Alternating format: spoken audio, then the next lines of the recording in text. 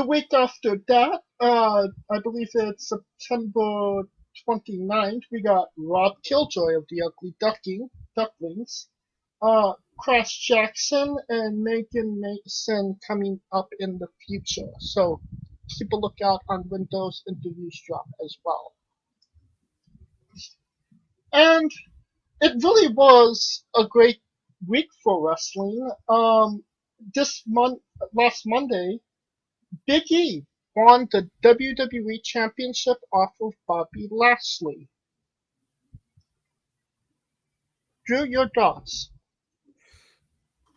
The biggest thing I take away from Biggie cashing in his Money in the Bank and becoming the WWE champion, I had to do it. I had to. Is that this guy did not have to change his character one bit. When he was split up from the New Day, when he went over to SmackDown, his character did not change. Even when he had the little tiff with The Miz on Talking Smack those back-to-back weeks, and he was saying, I'm not going to change. I'm going to be who I am and take it or leave it. Throughout his whole run leading up to becoming the WWE champion, the Big E character has stayed the same. That's what I've loved. Also, I started to look at the ages of the champions going forward on the main roster and NXT to an extent. And most of these guys and girls are aging between their mid 30s, going into their late 20s, mid 30s, because Bobby Lashley is 45 years old, and he did an amazing job carrying the brand through the pandemic, and also his historic win, also winning a Money in the he didn't win the Money in the Bank. He beat Miz. He challenged the Miz. Yep. So he did an amazing job throughout the pandemic and going into the live crowds, and had an amazing run. And I just hope that Big E going forward has a long run, but a very smartly booked run. I don't want to see his character change. I don't want to see a heel change. I think him being WWE champion and putting him on Raw back with the New Day is a smart thing to do. Well, and it's that way right now, but the WWE draft is coming up in a couple weeks, so it could change by then. But it's like you said, he didn't have to change himself to kind of fit what the WWE was looking for in a WWE champion at this point. And to see a great guy outside of the ring and inside the ring getting his due, that's really gratifying, no? Yes, completely. It's one of those guys that you can stick onto a morning show, you can stick onto a Nickelodeon or anything like that, and the kids will eat it up. Family friendly. Because yes. And if that's the direction that you're going with, it's a perfect direction. And there is a bunch of new talent that he can feud with on Raw or SmackDown, wherever they decide to put the WWE Championship. Now, you said you hope they give him a long run with the championship. Usually, and history kind of dictates this, the Money in the Bank, when they cash in, they don't necessarily hold it for that long. Do you think that if it does come to where he's only holding it 2, maybe 3 months, that he might do something significant with that title that will keep him in that picture? That's my fear. You hold the title and you're a transitional champion. The fear is that you'll never get back to that championship status. You'll never be back in the main event picture. That's my biggest fear. I think he's a main event talent. I think he's one of those guys, and we'll probably get into it later on in the show, but he's part of that initiative that they're doing with NXT. What NXT original plan was to cultivate talent, bring them up to the main roster to be stars. And now this is his opportunity to be a star. But my biggest fear is that you put him as a transitional champion and he drops the title to Roman or something going into the draft. It's just, it kind of waters him down as a character. It's like what happened to Kofi Kingston. He's the WWE champion. He challenges Brock Lesnar. Brock Lesnar squashes him in 3 minutes, and he didn't get a title match until like almost a year later. That is my fear with Big E. That I want a title reign that makes sense. I don't care if it's 6 months. I don't care if it's until WrestleMania season next year and he drops the belt. I just want it to make sense, and I want it to be something that doesn't make him out of the main event picture going forward, even if he's on Raw or SmackDown. Another interesting thing that happened this week, it was the first episode of NXT 2.0. The big reaction I got was big guys, squash match, big guys, funny wedding. Does that kind of sum up the 2.0 version of NXT, Drew? I think our problem as wrestling fans is that we become too cynical to things that change. And only thing that NXT 2.0 is NXT what NXT originally became when they went to Full Sail after they tried that failed reality TV show thing that really wasn't fun for anybody. And I think they'd have scaled it back and said, okay, we're going to do a developmental, which then turned into the super indie. That's why Samoa Joe and Johnny Gargano and the list goes on and on and on got signed. Then they realized we cannot keep the same formula because then we are not harvesting the next crop of superstars to come up after the Randy Ortons and the John Cena's and the Brock Lesnar's and the list goes on and on. We can't keep calling the old guys to come back and wrestle on the main roster. We have to develop some new stars. And I think the initiative works. It's the first episode of the new initiative. And I think you got to give it a few weeks or even months to actually see exactly what the plan is. But I like what they did with the arena. I like they lightened up the arena a lot. I like the fact that you're putting in younger talent to get them over so people can see and kind of get to know them on a scale. And if it's going to be squash match after squash match, it doesn't make sense. But to build these young characters coming up that are in their 20s, like early 20s, mid 20s, that now 2, 3, 4 years down the road, when they do go to the main roster, it makes sense to see them in a main event, then I'm all for it. But right now it's just a wait and see. I kind of agree. It was just kind of, I don't like change type thing. But honestly, it wasn't that bad. I kind of like the new setup. I mean, things have to change to some degree at some point. And it wasn't a bad show, I would say. The three big takeaways. Number one, Braun Brecker. I think that's his name. Rick Steiner's son. Yes, I think Braun Brecker was the name. Braun Brecker. Yeah. Bronson Breaker or something to that extent. I hate the name. So Braun Strowman and Bronson Reed had to get fired so we could bring in Braun Brecker. Yeah.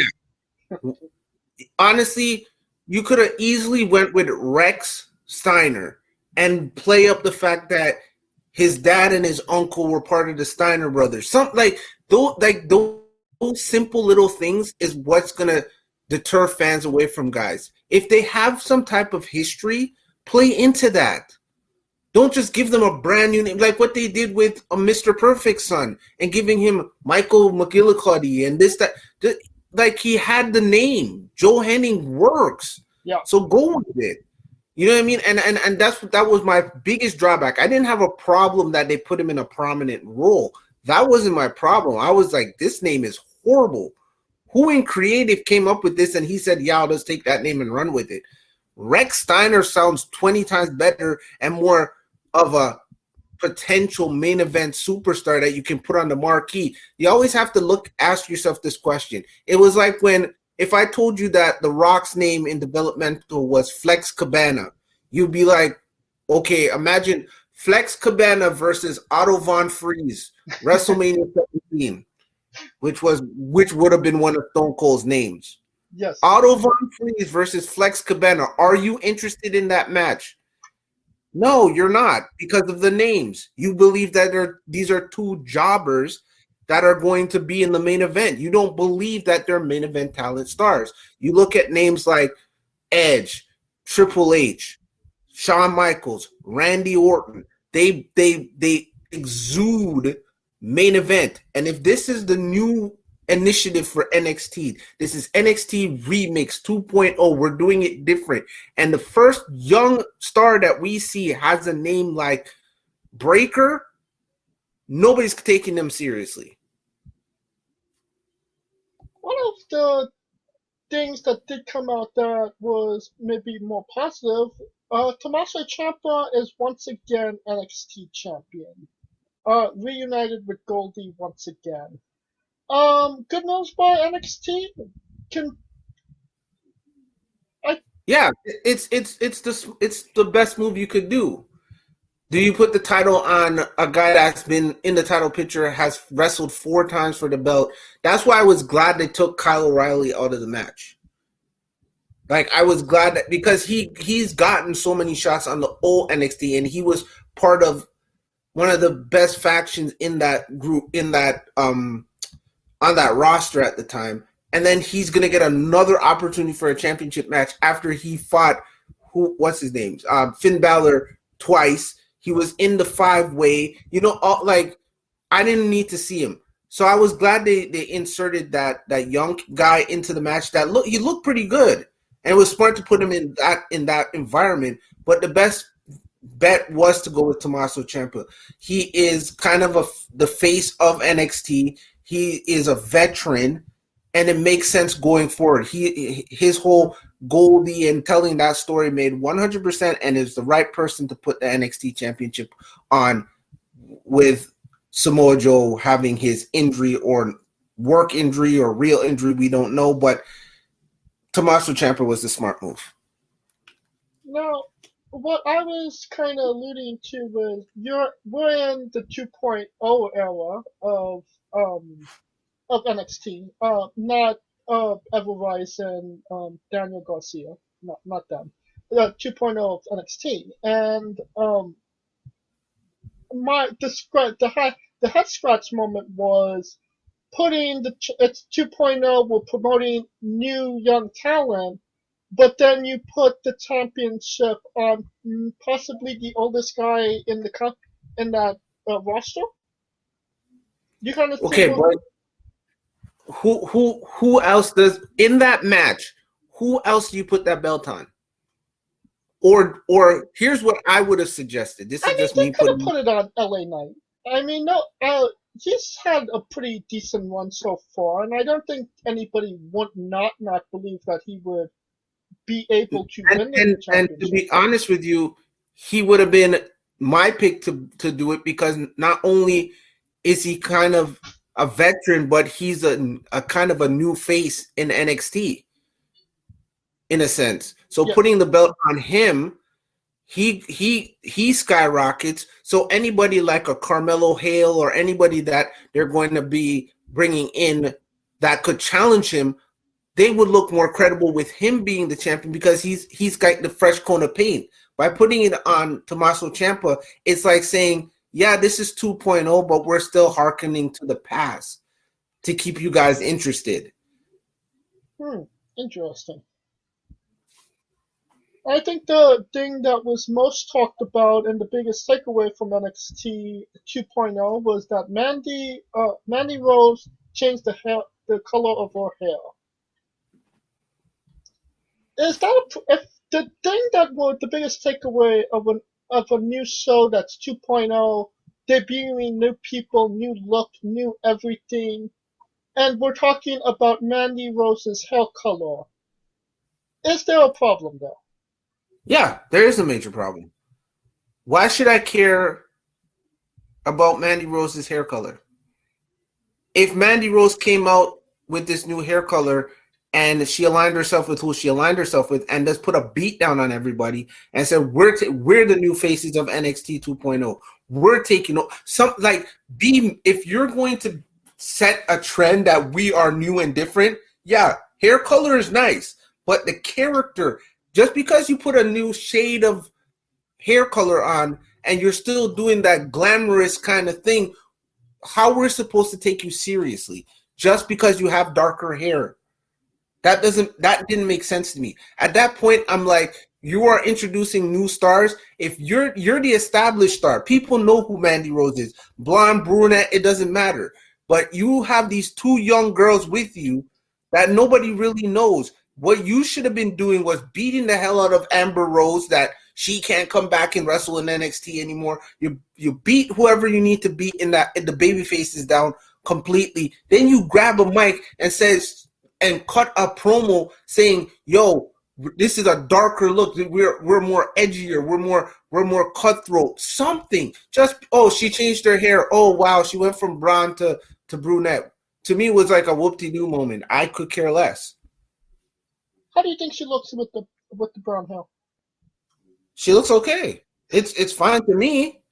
It like, to be honest with you, I've not been a fan of Mandy Rose. No. Ever since she had that feud with Sonya Deville, that was the best Mandy Rose that we saw, because she was invested in something. Now this is like, we just throw her back in NXT, get her some reps, put her in a group. Like, I just don't believe in the character anymore. Just because you change the hairstyle doesn't mean that I'm gonna like the character even more. Oh, she's more of a heel because she has darker hair. No. And the next thing, the last bit of news, it is confirmed that Kenny Omega will wrestle Daniel Bryan on this week's episode of AEW Dynamite. An interesting match just to kind of throw out there. Do you think that they're pulling the trigger too soon? Do you think they kind of need this because they're running such a big venue to try and get the people in? Of Or course. Well, this venue is pretty much, the Arthur Ashe Stadium has been sold out, I believe.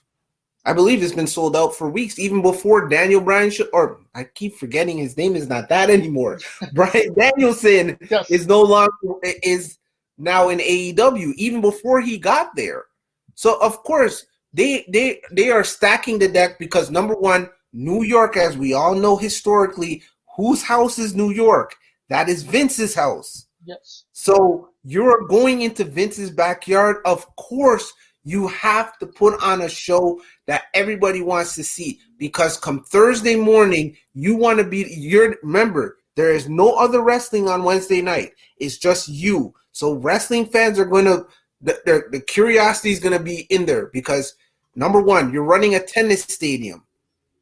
People are going to be interested. How is that setup going to look? That's number one. Yes. Then you tell us that we're putting on a main event of Kenny Omega versus Bryan Danielson, non-title. It's just to see if Daniel Bryan or Bryan Danielson can hang it with this guy. It's non-title. Of course, you're going to pop a rating. And what you should do, give them the last half an hour of that show and let them go at it. Don't care about the ratings. Don't do anything like that. But yes, they are stacking the deck because it would have been too soon if you made it title. If you said this was a championship match, that's too soon. But his first match against the arguably the guy that claims he's the best bout machine, he Mr. 7 stars, etc., etc., etc. Putting him in his first match on TV, pay-per-view S style, in Vince's backyard, in the biggest place that you can have a show since the pandemic, they're smart for doing it. Tony Khan is booking very smartly. Very smartly. All right. And that will conclude our news portion for the week. During next week, we will do a full review of AEW Dynamite in Arthur Ashe Stadium. Now a quick word from our sponsors.